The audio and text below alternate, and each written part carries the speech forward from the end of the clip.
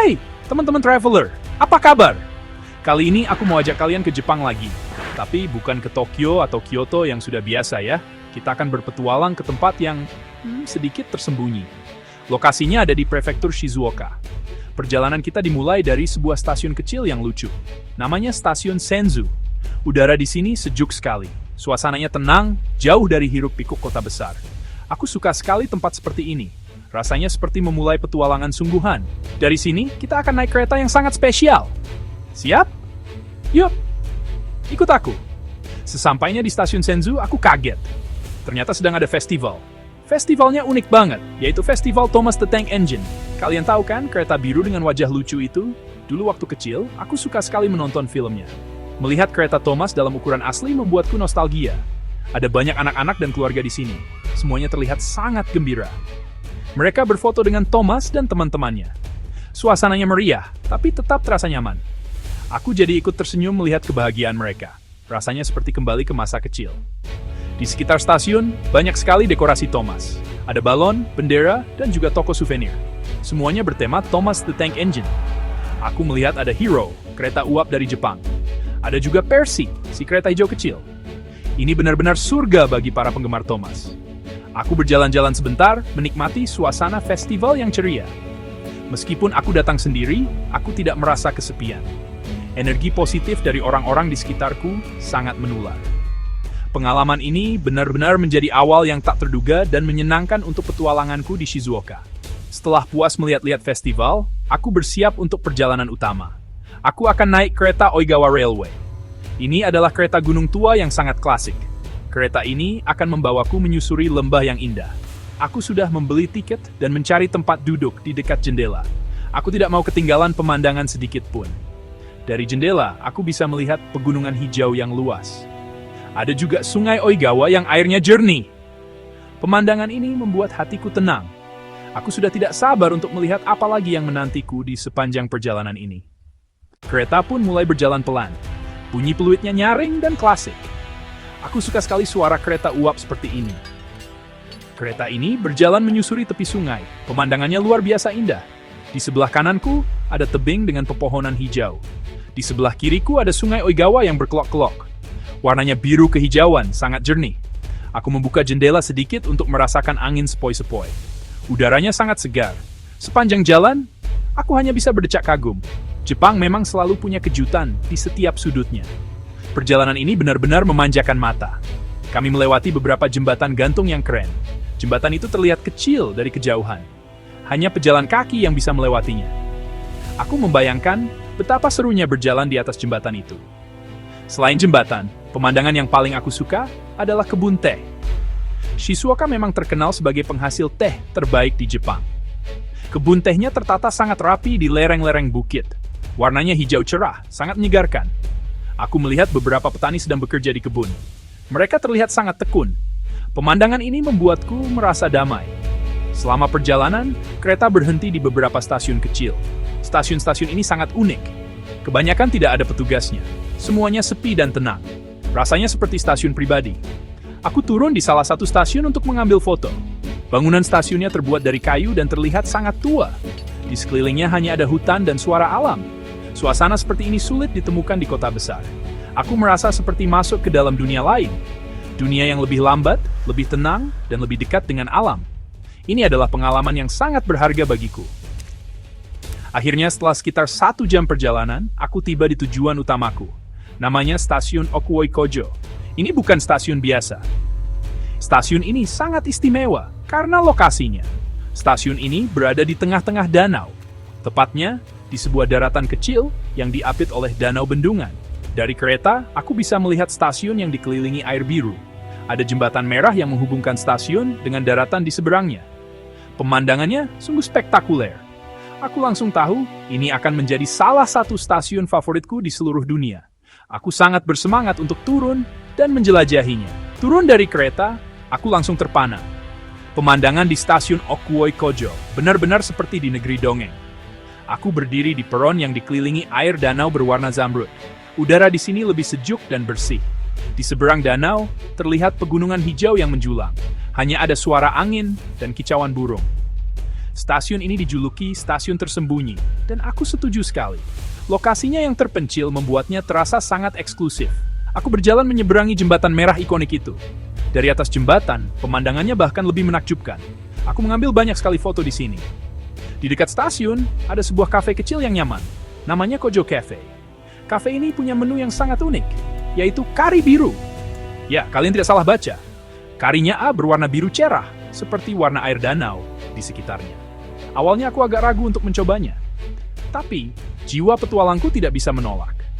Ate, aku pun memesan seporsi. Ternyata rasanya enak. Rasanya seperti kari Jepang pada umumnya. Tapi warnanya yang biru membuat pengalaman makannya jadi sangat berbeda. Sambil makan, aku menikmati pemandangan danau dari jendela kafe. Sungguh, makan siang yang tak terlupakan.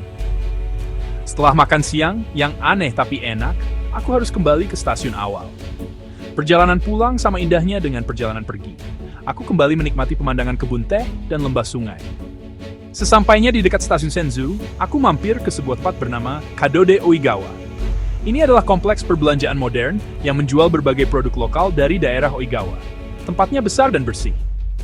Di sini, aku bisa menemukan banyak sekali oleh-oleh menarik. Ada teh hijau, manisan, kerajinan tangan, dan banyak lagi. Aku tidak mau melewatkan kesempatan untuk mencoba es krim teh khas Kawane. Kawane adalah daerah di Shizuoka yang terkenal dengan tehnya. Aku membeli es krim rasa teh hijau pekat. Rasanya enak sekali. Manisnya pas, dan rasa tehnya sangat kuat. Ini adalah salah satu es krim teh hijau terbaik yang pernah aku coba. Selain es krim, aku juga membeli beberapa bungkus teh hijau untuk oleh-oleh. Berbelanja di Kadode Oigawa menjadi cara yang sempurna untuk menutup petualangan keretaku hari itu. Aku mendapatkan banyak barang bagus dan kenangan manis. Perutku sudah mulai lapar lagi. Untuk makan malam, aku memutuskan pergi ke kota terdekat, yaitu Hamamatsu. Kota ini terkenal dengan satu makanan khas gyoza. Gyoza Hamamatsu punya ciri khas tersendiri. Gyozanya disajikan dalam bentuk lingkaran di atas wajan panas. Di tengahnya ada tumpukan tauge rebus. Aku mencari sebuah restoran lokal yang direkomendasikan. Aku memesan satu porsi besar. Gyozanya garing di luar, tapi isian daging dan sayurnya sangat juicy. Dicokol dengan saus dan sedikit minyak cabai, rasanya sempurna. Aku sangat suka gyoza, dan gyoza Hamamatsu ini langsung jadi favoritku. Setelah makan malam yang mengenyangkan, aku mencari hotel untuk beristirahat. Aku memilih hotel sederhana di dekat stasiun. Kamarnya tidak terlalu besar, tapi bersih dan nyaman. Aku butuh istirahat yang cukup. Besok petualangan baru sudah menanti. Aku merebahkan diri di kasur sambil melihat-lihat foto yang aku ambil hari ini. Foto kereta uap, stasiun di atas danau, kari biru, dan kebun teh yang hijau. Aku tersenyum sendiri. Hari ini benar-benar penuh dengan pengalaman seru dan tak terduga. Shizuoka telah memberikan kesan pertama yang sangat baik. Aku jadi semakin tidak sabar untuk menjelajahi tempat lainnya besok. Keesokan paginya, aku bangun dengan segar. Aku langsung menuju ke Bentenjima Seaside Park. Tempat ini terkenal dengan gerbang torii merah yang berdiri di tengah laut. Pemandangannya sangat indah, apalagi di pagi hari. Aku tiba saat matahari baru mulai naik. Langitnya berwarna oranye dan merah muda. Aku hanya duduk di tepi pantai, menikmati pemandangan yang tenang ini. Suara ombak yang pelan membuat suasana semakin damai. Aku merasa sangat bersyukur bisa menyaksikan pemandangan seindah ini. Ini adalah cara terbaik untuk memulai hari. Di dekat taman, aku menemukan sebuah kedai kopi kecil.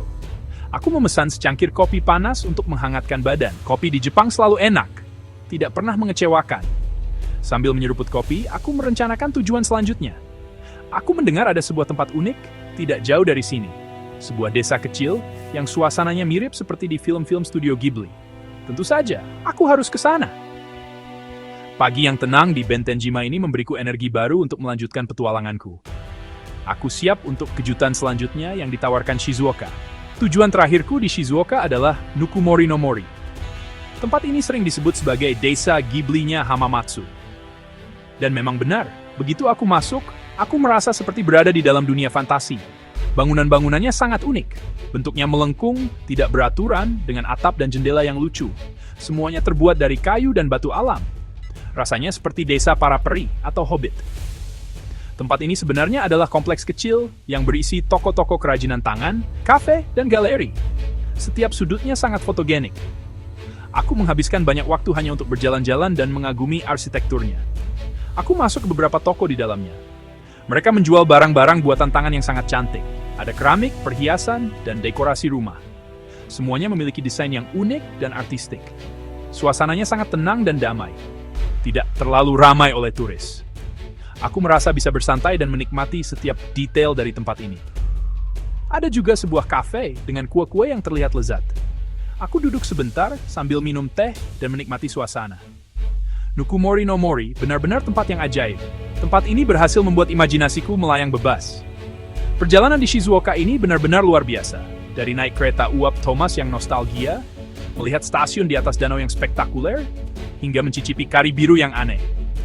Lalu, aku juga menikmati gyoza Hamamatsu yang lezat, melihat Tori di tengah laut saat matahari terbit, dan berakhir di desa Ghibli yang magis. Setiap momen memberikan pengalaman yang berbeda dan berkesan. Aku belajar bahwa Jepang bukan hanya tentang kota-kota besar yang modern. Jepang juga punya sisi lain yang tenang, indah, dan penuh dengan keajaiban alam serta budaya lokal yang kaya. Jadi teman-teman, jangan pernah takut untuk mencoba rute yang tidak biasa. Kadang, petualangan terbaik justru ditemukan di tempat-tempat yang tersembunyi. Keluarlah dari zona nyamanmu. Naiklah kereta lokal, cicipi makanan aneh, dan bicaralah dengan penduduk setempat. Kalian akan menemukan banyak sekali cerita dan pengalaman berharga. Jepang masih punya banyak sekali rahasia yang menunggu untuk diungkap. Sampai jumpa di petualangan selanjutnya. Teruslah berjalan, teruslah mencoba, dan nikmati setiap perjalanannya. Dadah!